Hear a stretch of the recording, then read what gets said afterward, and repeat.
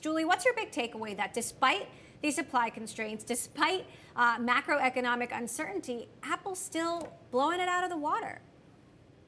Yeah, no, it's exciting to watch. And I think, one of the things that we always know about Apple is they're, in terms of like worldwide market share for something like smartphones or PCs, they have a minority stake relative to Android and some other platforms. So there's always going to be a lot of upside.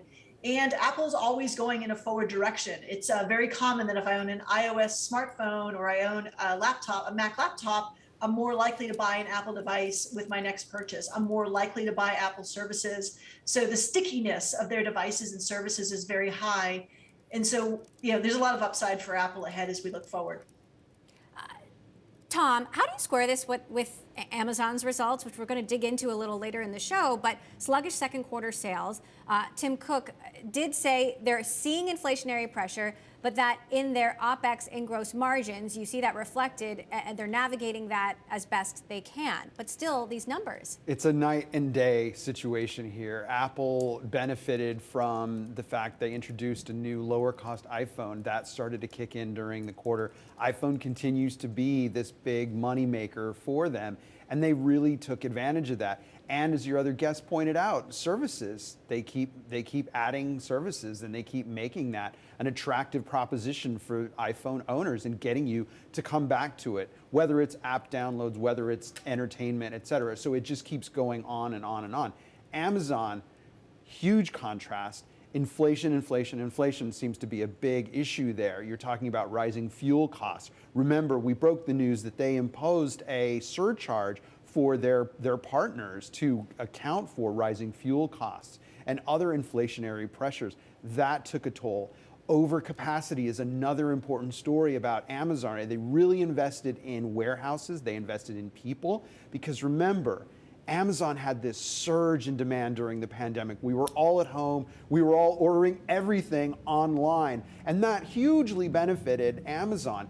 That party cannot continue forever, and we are starting to see the effects of the trail off in the pandemic-fueled boom that Amazon benefited from for so long. Now, I did ask for Tim Cook for more color on the current quarter and what he sees through the end of the year when it comes to demand, when it comes to supply chain issues, when it comes to Russia. He said they'd get into all of that on the call, and we are listening in, and you can follow along at our T-Live blog. He actually said they're going to be giving a number on Russia revenue specifically and what kind of a hit they took there, given that they paused sales of products. Julie, what is your outlook on how Apple will continue to weather supply constraints should they persist, given an ongoing lockdown in China?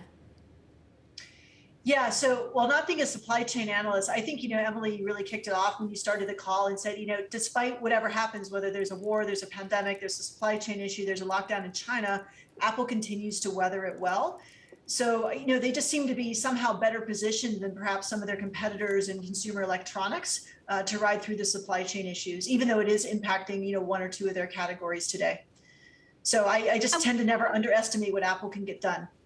All right, I want to talk a little bit more about their services business because, of course, the other big story in the business world is streaming and the decline we saw in Netflix subscribers. Of course, Apple has a significant position or has made a significant bet there with TV Plus. And I asked, how that's doing and if they're still as bullish on streaming. He said, we're very bullish. Our philosophy for TV Plus from the beginning, and it continues unchanged, is to create high quality original content that aligns well with our values and to be one of the most desired platforms for storytellers. And I feel we're doing a pretty good job of that. He highlighted Coda, which of course won the Oscar for Best Picture and I think was extraordinary. He highlighted the success of Ted Lasso.